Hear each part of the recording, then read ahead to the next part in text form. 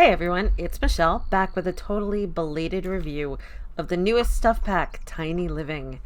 In a nutshell, which is small like a tiny house, I really like the pack.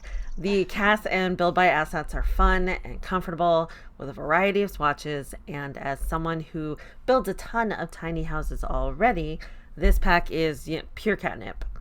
I do see a few missed opportunities and one big sad face. But for the most part, I am a happy tiny builder. Tiny Living incentivizes small residences by giving you perks for building as tiny as possible. Relationship perks, mood perks, skill perks. It's great. And as someone who primarily builds in the game, I am thrilled to see building given its own game mechanics, right? Building challenges that have in-game repercussions. That's so awesome. And something I hope the dev team continues in Sims 4 and beyond. Lot traits are cute, and tweaking them can really help in gameplay, but that isn't the same as challenging simmers to build within some pretty restrictive footprints, or to figure out ways to get around them. As for missed opportunities, once again, not matching wood tones rear their ugly heads. Tiny Living has a lot of very warm-toned, orange-toned woods, which don't match a lot of kitchen cabinets, for example. I've really had to fiddle around with what I think works. Hint, I think it's the Island Living cabinet set, even though that isn't perfect either.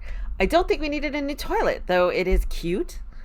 We have a lot of toilets, and I think that's effort that could be better spent elsewhere. And yes, bunk and loft beds would have been amazing, but that absence doesn't keep me from enjoying the pack.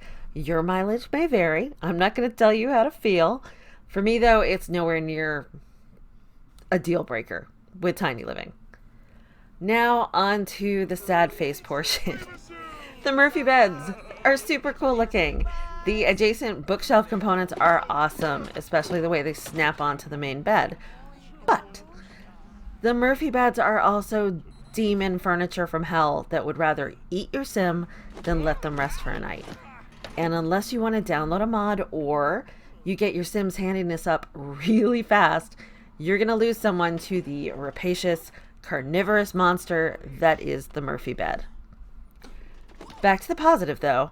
I really like the very comfy, IKEA-esque contemporary look of the furniture. I like that swatches include bold, muted, and neutral tones. I think the assets are great for family spaces that you don't want to look super suburban, like with the Parenthood furniture. And I love Tiny Living blended with University and even Moschino. I'm a Moschino fan, I'll admit it.